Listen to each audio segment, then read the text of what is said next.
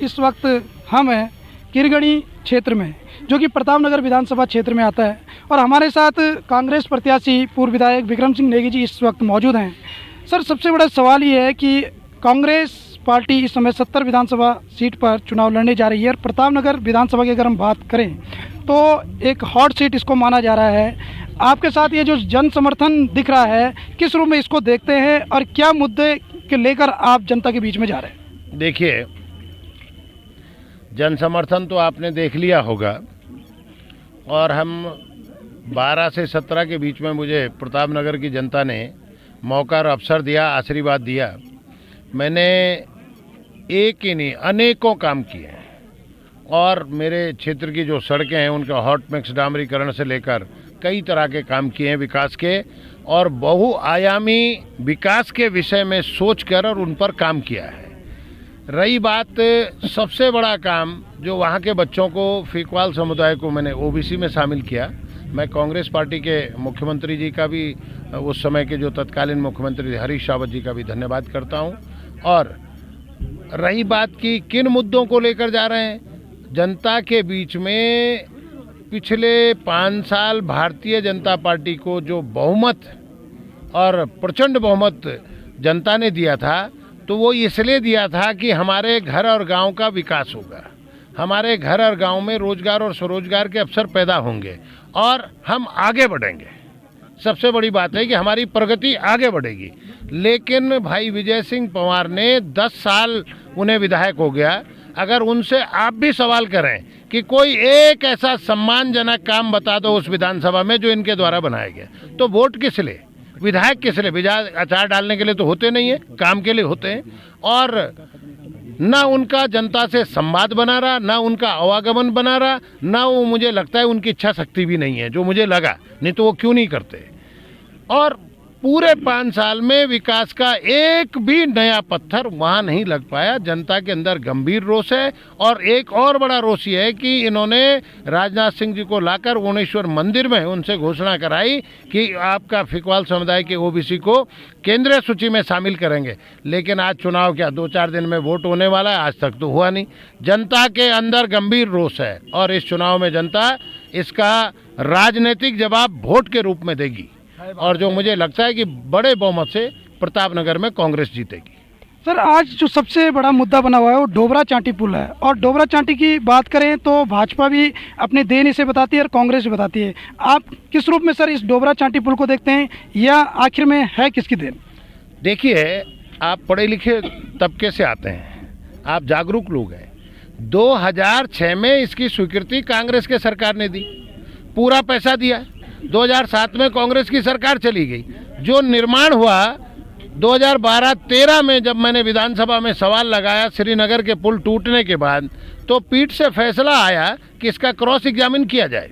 Cross examine के बाद पता लगा कि इसका डिजाइन फेल है। जो निर्माण हुआ है वो तो किसी तरह से हमने अंतर्राष्ट्रीय स्तर की एजेंसी का चयन करके, कोरिया की जो कंसल्टेंट एजेंसी थी उसकी देखरेख में इसका काम शुरू कराया, इसका पुनः टेंडर करवाया, दोबारा पूरा पैसा इस पे दिया, और डोबरा पुल में पूरा सामान बनकर नए कोरिया की एजेंसी की जो नया टेंडर हुआ उसके हिसाब से पूरा सामान डोबरा में लाकर दिया, पूरे तार लगा दिए, पूरा उसका पुल का जुड़ना शुरू हो गया। इतने में चूंकि हमारे सरकार का कार्यकाल पूरा हो गया। लेकिन हुआ क्या, बीजेपी के शासन में 7 से 12 के बीच में जो निर्माण हुआ उसका डिजाइन फेल हुआ, डोबरा का पुल 3 साल डिले हुआ। दूसरा 2018 में जब इसका तीव्र गति से निर्माण चल रहा था तो इसके सस्पेंडर और स्क्रू टूट गए। उस समय भी बीजेपी की सरकार थी, तो नेग्लिजेंसी थी, उससे 1.5 साल डोबरा का पुल लेट हुआ। और इन्होंने मात्र एक रनिंग स्कीम की, परियोजना की जो रनिंग परियोजना थी उसकी एक किस्त इन्होंने जारी की, जिसका ये पूरी दुनिया में ढिंढोरा पिटा रहे हैं। माननीय जो वहाँ के विधायक हैं विजय सिंह पंवार जी, इनके मदने की टिपरी रोपवे मुख्यमंत्री से उद्घाटन कराने के बाद ये 5 साल तक बंद रहा, ये उसे नहीं चला सके, तो ये डोबरा का बहुआयामी विषय का पुल क्या बनाएंगे, इसी से आप अंदाज लगा सकते हैं। सर, अगर हम भाजपा की बात करें तो भाजपा अगर जनता के बीच में जा रही है तो मोदी जी के कामों के नाम पर जा रही है। आप किसके कामों के नाम पर? मैं तो स्वतः ही इतने काम कर दिए कि किसी मोदी जी के कामों की जरूरत, और मोदी जी बताए तो सही उन्होंने क्या काम कर लिया प्रतापनगर में। भाजपा तो ऐसा है, जब घर का पूत जो है निकम्बा निकले तो तब इधर उधर के ढूंढने पड़ते हैं।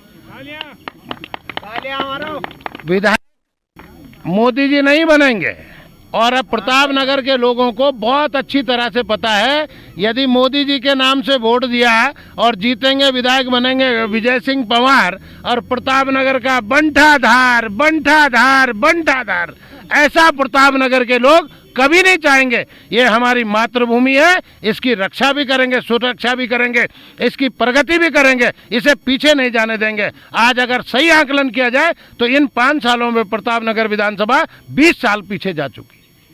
सर, अंत में सवाल ये है कि विधानसभा चुनाव को लेकर जनता के बीच में कांग्रेस पार्टी जा रही है, तो आपको क्या लगता है कि कांग्रेस पार्टी कितने सीटों के साथ उत्तराखंड में आने वाली? देखिए, ये स्पष्ट है, जब बड़े बहुमत से बीजेपी को जनमत दिया गया था तो उस जनमत का काम धरातल पर दिखना चाहिए था। आप ही बताइए, मुझे तो लगता नहीं कि उत्तराखंड में कहीं कोई काम हुआ। प्रयोग होना चाहिए था कि घर और गांव का विकास कैसे होगा, पहाड़ों में पलायन को कैसे रोकेंगे, जो कोरोना काल में हमारे नौजवान लौट गए जिनकी रोजी रोटी प्रभावित हुई है, उनको रोजगार कैसे करके देंगे, इन सब का प्रयोग नहीं किया गया, ये काम नहीं किए गए, बल्कि उल्टा प्रयोग हो गया। यहाँ मुख्यमंत्री बनाने की फैक्ट्री लगा दी और धड़ाधड़ जो है मुख्यमंत्री बदलते रहे, जिसका कोई लाभ उत्तराखंड की जनता को नहीं मिला। हर वर्ग त्रस्त है, परेशान है, कर्मचारी से लेकर बेरोजगार से लेकर नौजवान से लेकर बुजुर्ग से लेकर विद्यार्थी से लेकर, इन्होंने सबको प्रभावित करने का काम किया, सबका नुकसान करने का काम किया। कितनी सीटें कांग्रेस की आ रही है? कांग्रेस यहाँ पर उत्तराखंड में बड़े बहुमत के साथ विजय बन रही है। क्या संदेश सर अंत में आप जनता को देते हैं? जनता से निवेदन है कि बड़े स्तर पर विकास को, और उत्तराखंड राज्य जिन मूल्यों के लिए हमने बनाया है, हमारे लोगों ने सादत दी है, और हमको उत्तराखंड को आगे ले जाना है, विकास के रूप में भी ले जाना है, पहाड़ से पलायन को भी रोकना है, और घर गांव में रोजगार स्वरोजगार के अवसर कैसे पैदा होंगे, इस तरह का चिंतन और मनन वाले नेताओं की हमको आवश्यकता है, और कांग्रेस इस काम को करेगी। बहुत बहुत धन्यवाद। धन्यवाद।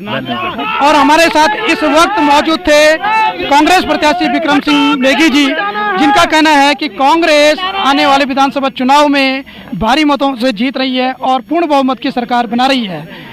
और हम नए कार्यक्रम के साथ आपके बीच में हाजिर होंगे, तब तक के लिए नमस्कार।